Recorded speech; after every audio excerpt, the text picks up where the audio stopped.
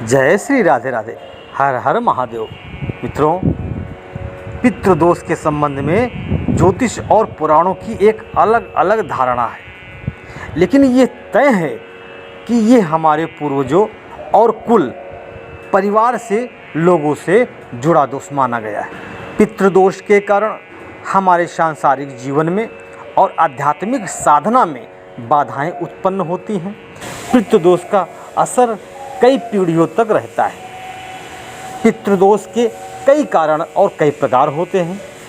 पूर्वजों के कारण वंशजों को किसी प्रकार का कष्ट ही पितृदोष माना गया है, और ऐसा ये भी है कि कई कारणों से यह दोष प्रकट हो जाता है। इसे पितृ ऋण भी कह सकते हैं।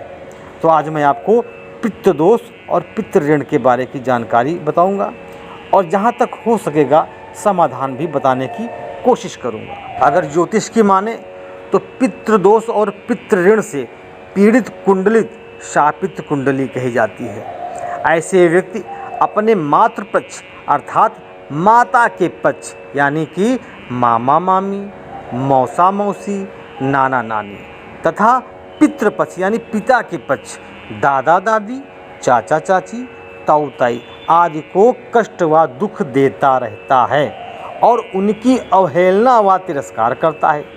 जन्म पत्री में यदि सूर्य पर शनि राहु केतु की दृष्टि या युति द्वारा प्रभाव हो तो जातक की कुंडली में पितृ ऋण की स्थिति मानी जाती है। इसके अलावा भी अन्य कई स्थितियां भी पैदा हो जाती हैं। व्यक्ति अपने कर्मों से भी पितृदोष को निर्मित कर लेता है। विद्वानों ने पितृदोष का संबंध बृहस्पति यानी गुरु से बताया है, बृहस्पति ग्रह से बताया है। गुरु अगर दो बुरे ग्रहों का असर यदि इस पे पड़ रहा है, तो जैसे गुरु 4, 8 व 12वें भाव में हो या नीच राशि में हो तथा अंशों द्वारा निर्धन हो, तो यह दोष पूर्ण रूप से घटता है। और यह पितृदोष यानी पिछले पूर्वज बाप दादा परदादा से चला आता है, जो 7 पीढ़ियों तक रहता है। घर में कलह बनी रहेगी। जो लोग बीमार हैं उनकी बीमारी ठीक नहीं होगी, कभी भी उनको किसी इलाज में फ़ायदा नहीं होगा। लाल किताब के अनुसार अगर देखा जाए, पितृ ऋण कई प्रकार का होता है, जैसे हमारे कर्मों का, आत्मा का, पिता का, भाई का, बहन का, माँ का, पत्नी का, बेटी और बेटे का। आत्मा का ऋण को स्वयं का ऋण भी कहा जाता है। जब कोई जातक अपने जातक पूर्व जन्म में धर्म विरोधी कार्य करता है तो वह इस जन्म में भी अपनी इस आदत को दोहराता है।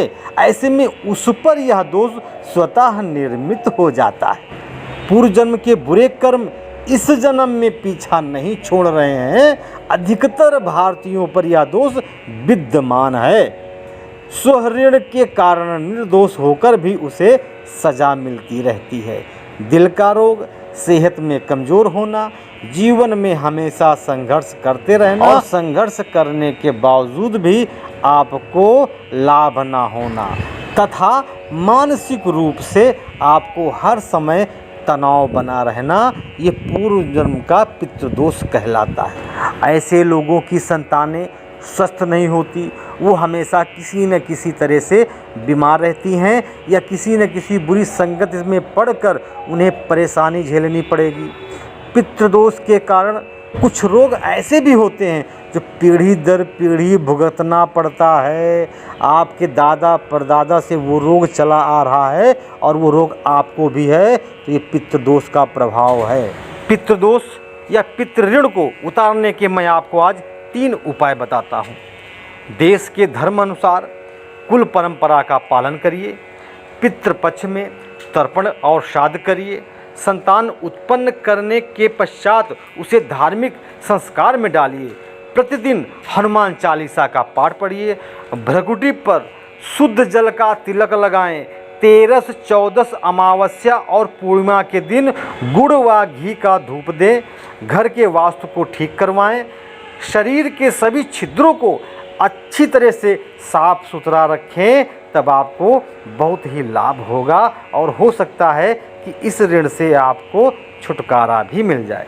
ऐसे में घर में पितृदोष निवारण यंत्र की स्थापना करना चाहिए और उस यंत्र की विधि विधान से नियमित पूजा करना चाहिए और ओम नमो भगवते वासुदेवाय नमः मंत्र का जाप करें।